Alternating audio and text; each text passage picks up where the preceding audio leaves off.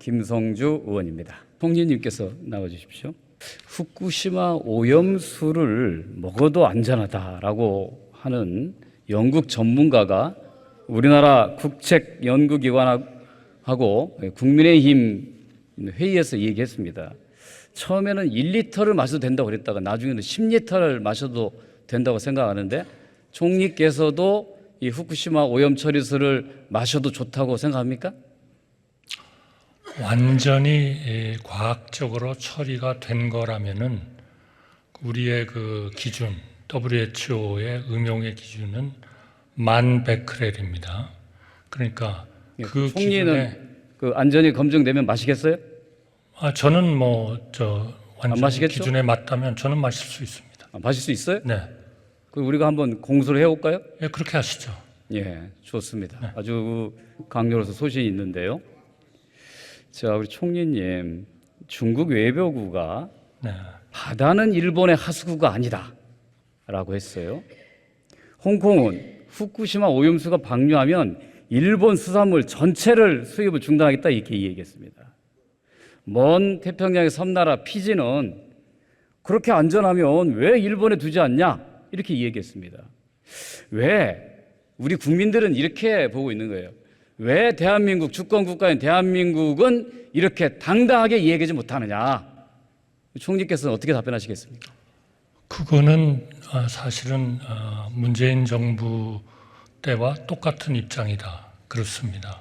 왜냐하면 과학적이고 국민에게 안전할 정도로 과학적이라면은 우리가 그 문제를 반대할 명분은 없다는 게 외교부 장관님의 국회에서의 답변이었습니다. 문재인 정부 때 그러니까 문재인 대통령도 정부와 나서서 문재인 반대 입장을 정부와 표명했지 않습니까? 윤석열 정부의 후쿠시마 원전 방류에 대한 입장은 기본적으로는 저는 똑같다고 생각합니다. 예.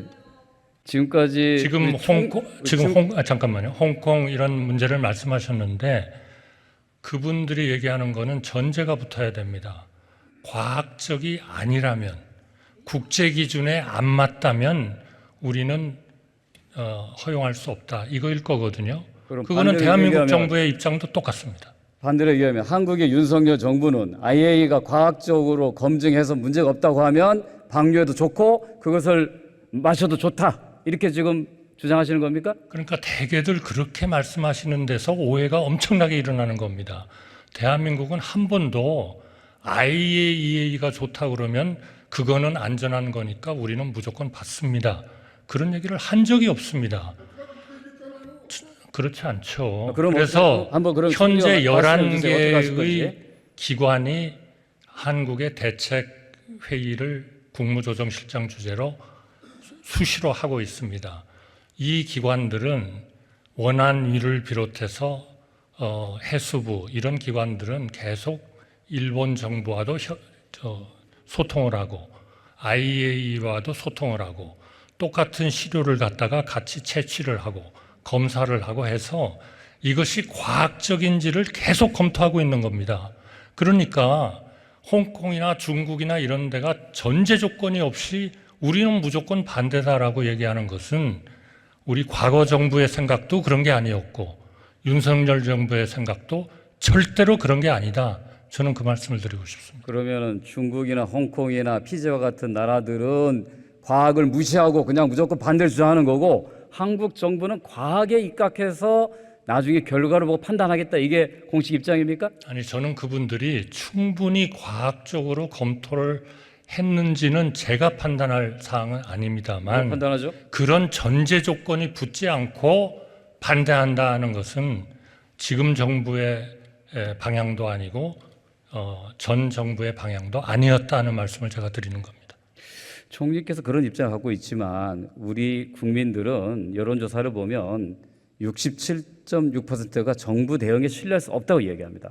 우리뿐만 아니라 일본 국민들도 일본 정부의 설명이 미흡하다고 얘기하는 게 62%입니다. 왜? 과학을 이렇게 강조하는데도 국민들은 믿지 못하는 걸까요? 괴담에 따라서 영향을 받은 겁니까? 그렇다면 그 문제는 저희가 충분히 국민들을 설득할 만큼 노력이 아직 부족하다는 말씀이 될 겁니다. 더 열심히 노력하겠습니다. 자, 얼마 전에 후쿠시마 앞바다에서 세슘에 오염된 우럭이 발견됐습니다. 일본의 어민들도 방류를 반대합니다. 그런데 이 사건을 보고서 우리 정부는 제일 먼저 나온 반응이 우려가 아니라 방사능 괴담을 걱정합니다. 저는 요새 이런 생각이 많이 들어요. 도대체 대한민국의 정부는 일본의 총리실인가? 정말 대한민국 정부 뭐냐? 제일 먼저 국민의 안전과 한국 수산업자 어민들의 생계를 걱정해야 되는데 왜 일본 걱정을 먼저 합니까? 도대체 이해할 수가 없어요. 한번 총리께서 시원하게 한번 좀 답변 좀 해주십시오. 시원하게 말씀드리겠습니다. 바로 대한민국 정부가 일본에서 나오는 방사능에 오염됐다는 그러한 도쿄 전력의 아마 도쿄 전력이 했을 겁니다. 그 검사를 안전하다고 대한민국 정부가 얘기하고 있다. 그것이 괴담인 겁니다. 대한민국 정부는 단 한 번도 우럭에 있어서 방사능 오염 수치가 높은 후쿠시마에서 잡히는 그러한 진실에 대해서 한 번도 그것이 안전하다고 얘기해 본 적이 없습니다. 그렇기 때문에 대한민국은 지금 일본으로부터 8개 현에서 오는 모든 생선을 수입을 금지하고 있는 겁니다. 앞으로 IAEA가 검사를 할 거고 대한민국은 독자적으로 이번에 가가지고 얻은 로 데이터를 다 가지고 검토를 할 겁니다. 그런 검토를 가지고 대한민국이 안전하다고 생각할 때까지는 일본에서의 이런 오염된 방사능에 오염된 생산이 안 들어오도록 철저히 막을 겁니다. 자, 우리 국민들은 도대체 왜 우리 정부가 뭐가 두려워서 뭐가 아쉬워서 할 말도 못하고 일본 눈치만 보면서 전전긍긍하느냐 이런 불만이 있는 거예요. 좀 당당하게 일본 정부한테 아니면 아니다고 얘기 못합니까? 그러니까 지금 의원님께서 대한민국의 자세를 지금 잘못 오해를 하고 계시는 겁니다. 뭐해요? 전 정부도 그렇고 윤석열 정부도 그렇고 과학에 기초하지 않고 안전하지 않은 그러한 후쿠시마의 오염수 방류는 찬성할 수가 없는 겁니다. 그거를 어떤 이유에서인지 모르겠지만 대한민국 정부는 계속 일본 정부에 대해서는 무조건 다 좋다고 하고 있다. 그게 아닙니다. 그게 아닌 거를 그렇다고 하시면 그거는 괴담이죠. 자, 앞으로 국민과 함께 우리 민주당은 정부의 당당한 태도를 지켜보겠습니다. 윤석열 정부도 국민과 함께 가겠습니다. 자, 국민에게 안전하지 않다면 일본의 생선은 우리나라에 들어오지 못합니다. 그렇게 하겠습니다. 아니, 총리님 들어가지 마십시오. 계속 일이 있습니다. 죄송합니다. 간호법 공약에 대한 논란은 좀 얘기하겠습니다. 총리님, 여전히 간호법 제정은 윤석열 대통령의 공약이 아닙니까? 그건 아닙니다. 저도 확인을 해봤고 대통령님의 워딩도 있는 거를 한번 봤습니다. 예. 그리고 가장 중요한 거는 우리 윤석열 정부의 국정과제에 간호법 제정은 없습니다. 예. 네, 그렇게 이해해 주셨으면 좋겠습니다. 예, 제가 하나 좀 장면을 보여드리겠습니다. 작년 1월 21일 날 당시에 대선 후보였던 1월 11일입니다. 윤석열 후보가 간호협회 방문했을 때 영상입니다. 소리가 나올 수 없기 때문에 제가 대신 낭독하겠습니다. 당시 윤석열 후보는 제가 정부를 맡게 되면 의료 기득권에 영향을 받지 않고 할 테니까 믿어달라. 전 할 겁니다. 라고 간호법 제정을 약속했습니다. 이 화면을 보시면서 여전히 윤석열 정부는 간호법 제정을 약속하지 않았다 이렇게 답변하시겠습니까? 대통령께서는 이렇게 말씀하셨다고 저희가 기록을 가지고 있습니다. 3당에서 법안 발의를 해서 또 정부가 여러 가지 조정을 해서 대안을 마련하고 있는 것으로 알고 있다. 법안이 국회로 오게 되면 제가 우리 당 의원에게 공정과 상식에 합당한 결과가 도출될 수 있도록 잘 부탁을 드리겠다. 저는 이렇게 말씀하신 것으로. 그 내용까지만 있죠. 제가 방금 보여드린 것은 지금까지 공개하지 않은 화면입니다. 지금 윤석열 후보가 직접 오셔서 제가 정부를 맡게 되면 의료 기득권에 영향을 받지 않고 할 테니까 믿어달라. 할 겁니다라고 얘기한 거예요. 그런데 거기서 말씀하신 내용을 제가 지금 잠깐 봤습니다만 간호사가 처해 있는 여러 가지 어려움을 개선하시겠다고 말씀하신 것 같습니다. 아, 그래요? 그러니까 그러기 때문에 나중에 팩트 체크 해보십시오. 예, 정부가 이게 이미 간호사 처우 개선을 얘기한 건지 간호법 제정을 얘기한 건지 나중에 팩트 체크하고 확인하겠습니다. 네, 자, 총리님. 자, 그 다음에 자, 우리 국토부 장관 원유린 장관의 또 얘기를 보겠습니다. 자, 간호법 국민의힘이 앞장서서 조속히 입법될 수 있도록 최선을 다하겠다. 후보께서 직접 약속하셨다. 이거 1월 21일 날 역시 또 간호협회를 만나서 한 얘기입니다. 1월 22일 날. 그러니까 1월 11일 날 윤석열 후보가 가서 얘기했는데 뭔가 좀 불안했던지 다시 와서 후보가 약속한 게 맞다라고 다 확인해 준 겁니다. 이래도 공약이 아닙니까? 그거는 한번 내일 국토부 장관이 출석을 할 테니까 물어보고 싶어요. 한번 좀 예, 오늘 지지를 국토부장이 안 해보시죠. 나오셨더라고요. 분명한 거는 2022년 2월 24일 날 발간된 대선 공약집에는 간호법 제정에 관한 사항은 포함되어 있지 않습니다. 지금 방청석에서 우리 국민의 의원님들께서 처우 개선하겠다고 얘기하는데 자, 그러면 간호사 처우 개선은 공약이 맞습니까? 지금 대통령께서 그런 뜻으로 여기서 말씀하신 걸로 알고 있고 아니, 공약이에요? 아니에요? 그걸 확인해 주세요. 공약입니까? 아닙니까? 그건 제가 확인을 좀 해보겠습니다. 그러나 그러면 정부는 윤석열 대통령의 국정계획에 들어있습니까? 간호사 처우 개선? 정부는 이미 지원 대책을 발표를 했지 않습니까?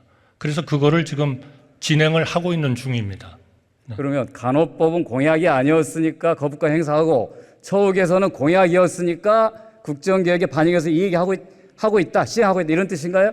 공약이었기 때문에 하고 공약이 아니었기 때문에 안 되는 게 아니고 국민의 의료 건강 안전을 위해서 간호법이 가지는 여러 가지 문제 때문에 우리가 보호하려고 하는 국민의 건강, 국민의 의료적 안전을 담보할 수가 없다. 이렇기 때문에 대통령께서 부득이하게 국회가 좀 더 논의를 많이 해주시라고 제의 요구를 하신 거고 그런 법안의 진행 과정에서도 여러 번 정부의 입장을 말씀드린 것으로 알고 있습니다.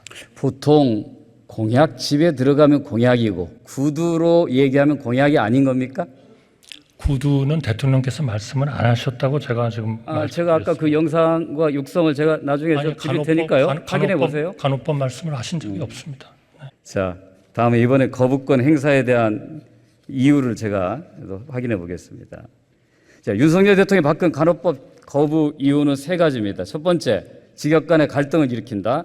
두 번째, 간호 업무의 탈의료기관화는 국민들의 건강에 불안감을 초래한다입니다. 자, 직역 간의 갈등은 간호법 제정 이후에 생긴 겁니까? 아니면 원래부터 그런 갈등이 있었습니까? 간호법에 의해서 좀 더 그런 갈등이 심해질 것을 정부로서는 당연히 우려할 수밖에 없었고 그거는 그동안에 여러 각 직역 간의 일종의 시위라 할까요? 이런 것들이 있었던 것은 위원님께서도 너무나 잘 아시지 않습니까?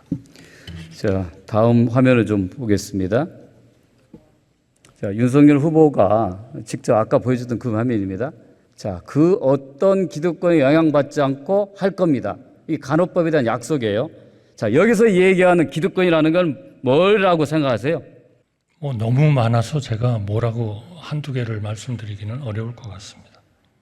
왜 간호사들은 절절하게 간호법을 제정해달라고 눈물에 호소를 했는지, 왜 대통령은 단칼에 그 호소를 저버렸는지 이거에 대한 진지한 고민이 없다는 거예요. 여기서 얘기하는 기득권이라는 뭘 의미하는지 한 번도 생각해보지 않고 대통령께서 간호사들 앞에서 이 얘기했다는 겁니까? 거짓말한 거네요. 단칼에 자르셨다고 하니까 행정부는 아무 생각도 하지 않고 제2요구권을 행사했다 이런 것처럼 들려서 조금 그렇습니다만 당연히 정부로서는 우리 간호사분들이 좋은 좀 더 나은 처우에서 전문성을 발휘하는 것을 원하는 것은 당연한 얘기입니다. 그것 때문에 지난 4월 25일 간호인력 지원 종합대책을 발표를 했고 향후에 이 관련 대책을 충실하게 이행해 나갈 계획입니다. 그래서 6월 달에 지금 PA 문제 해결 협의체도 만들고 또 7월에는 간호간병 통합 서비스 제도 개선도 하고 또 8월에는 간호 등급제 제도 개선 방안도 지금 마련할 그런 계획으로 있습니다. 예, 이 대통령의 공약 파기 논란은 간호법뿐만이 아닙니다. 후보 시절 전라북도를 서울에 이은 제2 금융도시로 만들겠다고 전주에 오셔서 약속한 적이 있습니다. 그런데 지난 5월 30일 금융중심지 추진위원회에서는 금융중심지 기본계획에 윤 대통령께서 약속한 제2 금융도시 동약은 빠져 있습니다. 대선 당시에 윤석열 후보와 이재명 후보가 공통으로 전북 금융도시 또는 금융중심지 약속을 했습니다. 이거는 명백히 윤석열 후보의 공약이 맞죠, 총리님? 네, 평소에 이 전북 지역의 금융중심지로서의 기능을 할 수 있도록 하는 그러한 그 중요한 문제에 대해서 누구보다도 깊은 관심을 가지시고 항상 추진해 오신 우리 의원님께 우선 존경의 말씀을 드리고 싶고요. 지금 방금 말씀하신 그 6차 금융중심지 기본계획에 전북의 금융중심지 지정 관련 내용이 없지 않느냐 하는 그 말씀은 금융중심지를 추가로 지정하는 문제는 기본계획과는 별도로 검토되는 사항이라는 말씀을 드리겠습니다. 기본계획은 금융중심지 정책의 비전과 방향에 관한 내용이고 금융중심지 지정은 지정 필요성 및 그 요건 등을 별도로 검토해서 추진할 그러한 그 내용으로 알고 있습니다. 그럼 총리님, 윤석열 후보가 전북에 와서 공약한 금융중심지에 대한 공약은 어디서 챙깁니까? 대통령실입니까? 균발입니까? 금융입니까? 답변해 주십시오. 아무래도 주무부서인 금융위원회가 돼야 되겠죠. 그러나 저희도 전북이 금융중심지로 발전할 수 있기를 기대하고요. 또 정부도 협력해 나가도록 하겠습니다. 근데 바로 그 금융중심지 지정을 담당하는 금융위원회와 금융위원장이 금융중심지 추진위원회 기본계획뿐만 아니라 지금까지 단 한 차례도 이와 관련된 언급을 한 게 없는 거예요. 또 제 총리께서는 대통령의 후보 공약을 전혀 챙겨주지 않으시는 겁니까? 정부도 협력해 나가도록 하겠습니다. 아니, 그렇게 짤막하지 말고 구체적으로 어떻게 하겠다는 거죠. 어느 부서에서 언제까지 하겠는지 밝혀줘야 될 거 아닙니까? 네, 하여튼 전북이 금융중심지로 발전할 수 있도록 그렇게 정부가 협력해 나가겠습니다. 얼마 전에 청와대 비서실장께서는 이 공약 이행에도 아직 1년밖에 안 지났다. 4년이나 남았다고 했는데 그러면 지난 1년 동안 뭘 했는지를 설명해야 될 거 아닙니까? 그리고 앞으로 4년 동안 뭘 할지를 얘기해야 되는데 지금 총리께서도 내용에 대해서 하나도 모르고 계시잖아요. 내일 금융위원장이 참여를 할 테니까요. 제가 이 문제에 대해서 말씀을 드리도록 그렇게 오늘 좀 부탁을 하겠습니다. 네. 총리도 정부 출신 아닙니까?